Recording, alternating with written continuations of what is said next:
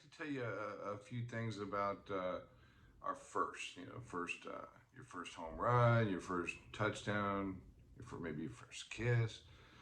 They're, they jump out in your mind as very memorable things. It's no different to police officers. We we can remember what happened, and maybe your first kidnapping, your first homicide, your first whatever the case. So, I'd like to first of all invite all of you officers and you gang members or whoever that have been involved with some serious stuff. If you want to share uh, some stories with us, if you want to share your first homicide that you've been to, or that you want to share your first crime that you solved, you want to uh, share anything of you think is noteworthy or interesting, we would love to carry it on our channel. Just send me the information to contact, and we'll see what we can do. And we'll vet it, of course, and if it's not appropriate, it won't be used. But if it is, and can give people knowledge or insight into uh, anything really, then we're going to go ahead and use it. So keep that in mind. Tell you about my first experience with a homicide was I think I was 18 or 19. We moved to this town called Riverside, California, and it was not a bad area. It's a nice city, really, but there are some sketchy areas, and it wasn't the best neighborhood we were living in. And I used to go to this Burger King, me and my brothers and friends, and we were hungry. When you're 18, 19 years old, you eat a lot of hamburgers, I guess, and in between baseball or whatever you're doing at the time. So I personally befriended this. He was older then, but young man now by my standards. He's about 25 to 30 years old, white guy, and he looks like he had some rough times. That look when they're now the manager of a Burger King or anything else. Maybe they've done some things wrong, but they're trying to make their life right and do the right things and be a good person. That's kind of the person he struck me as. Very friendly, greeted you very affably, and just was kind of a good person. You just got a good vibe from him. So every other day or however often we went, we'd get a little chat going, and whether it be the drive-through, the guy always seemed to be there, no matter what hours. He was just like working, just trying to get his life right. So one day, I wake up, eat breakfast, normal day, and then I decide to go to lunch at this particular Burger King, and he is, well, it's coned off, it's taped off by police officers. There's somebody there with writing information down. There's detectives there, and I kind of going, oh my God, this is obviously very serious. And so I parked and got out of my car, and I asked the officer when he goes, oh, the night shift manager was murdered last night.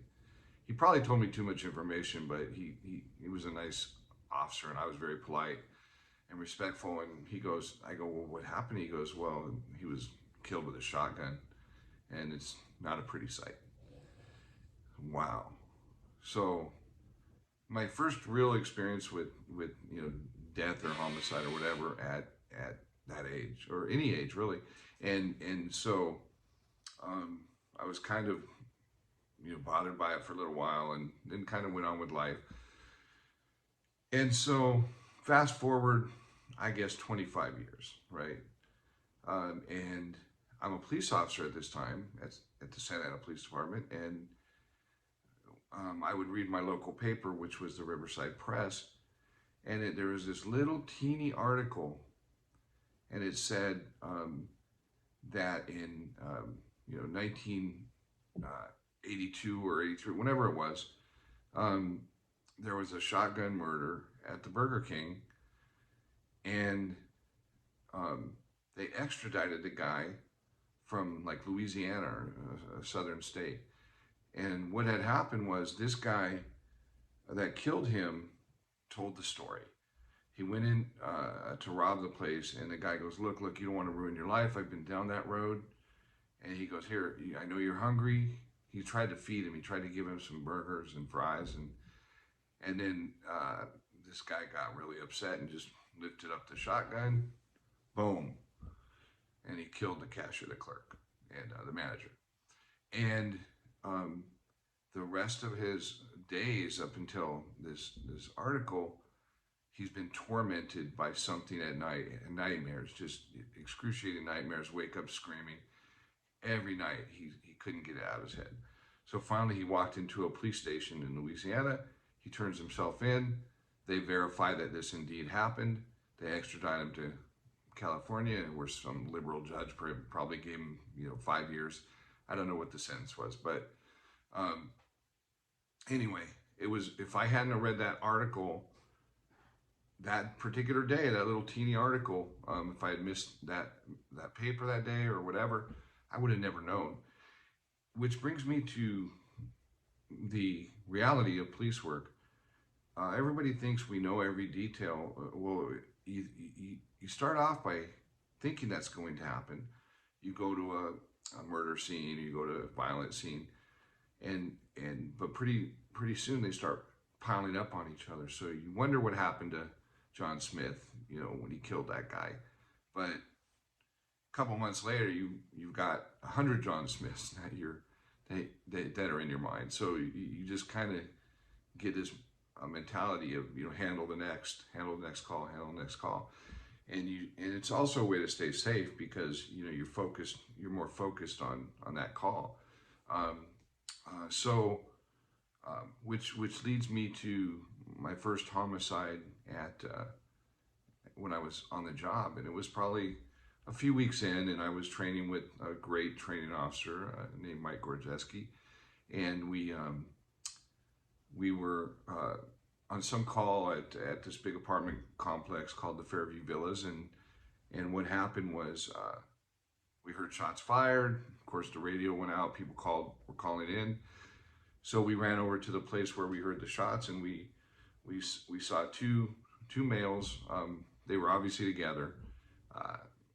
They were both dressed like they were going to a party in a real nice suit. And anyway, one had been shot. Apparently, a gangster tried to rob him, and he fought him off, or tried to fight him off, and he got one shot to the chest, and he was dying in front of us. I'd never seen that before. It was kind of like, wow. And his boyfriend tried to do CPR on him, which he wasn't doing that great of a job, but paramedics were on their way. So, but his eyes were fluttering, and he was going down very quickly. He ended up dying, and the interesting thing I remember about that was the bullet went through his chest, and it was just the nip of the bullet came out through the back. You could just see it piercing the skin on his back when the paramedics rolled him over. But it was sad. It was sad, but it was like kind of, this is reality. I mean, this is what's happening out in the streets, and people don't understand. The guy was forgotten very quickly, I'm sure, and just the way the world worked. So you go through a career of these, and some stand out in your mind. You always remember the first, but the most interesting homicide that I rolled on was I was a sergeant near the end of my career, and there's a place that's known for a menudo at 5th and New Hope in the city. People drive hundreds of miles to get to this menudo. I've never had any there, but it must be pretty good. So going back a couple years, a husband and wife were having their typical problems, middle-aged, their children were grown. He wanted to go out and play a little, and he did. He found a girlfriend, and he went back and forth, and finally, after a couple of years of this, his wife said no more, and she filed for a divorce, went on with her life. Well, he ultimately broke up with whatever girlfriend he was with and wanted her back, and she said no. I remember that when we interviewed the children, they said he said she wouldn't live till December. And it was like November 30th that he killed her. So what stands out in this is when we got the dispatch, it was a lazy Sunday morning, 9 o'clock, 10 o'clock in the morning. And we got calls, and the callers were describing this individual as the Terminator. He looks like the Terminator because he was walking around with a gun, with a robotic trance, and unfortunately, the lady's friend, her boyfriend,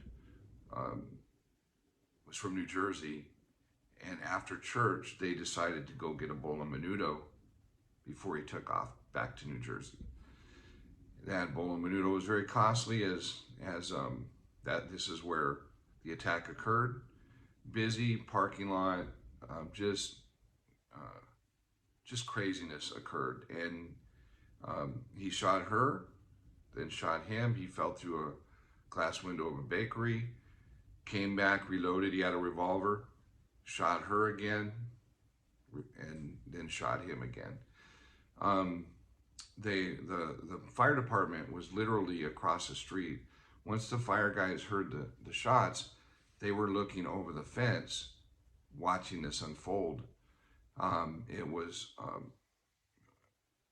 was chaos, really. And so all of our people went code 3. We sent everybody there with lights and sirens, of course, and Jim Donnelly, Big Jim Donnelly, former NFL player, was the first one to get there. And this guy was ready for the shootout. He was standing there with a gun in the street, and here comes Big Jim, the first one on the scene. Jim pops out, orders, and the guy thinks about it, and then sets the gun on top of a car, and then gives up. I was there shortly thereafter. We handcuffed him. He put him in the back of the police car. And the thing that stood out about this guy that I always remember, there was a movie, I think it was called Seven, with Brad Pitt, and they were doing, and Morgan Freeman, and they were doing an interview in the car, back and forth. And what's in the box? I think we've all played with that line before.